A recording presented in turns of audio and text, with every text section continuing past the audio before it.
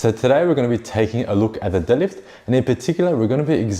examining when people have a very horizontal, a very flat back, almost parallel with the floor, and we're going to talk about why that happens, what it means, and how we can maybe correct that, or action cues that will help to optimize the execution and correct that angle of the back. For most people, when you're deadlifting, optimally, your back angle shouldn't be almost horizontal or almost parallel with the floor. And the reason for that is when you're in that position, a lot of the stress when you're performing the deadlift movement, it changes so that the stress goes onto your lower back. When you are so leaned over and your back angle is so far over, you can see that in this position, when I go to lift the deadlift, it becomes all back. It becomes a pulling movement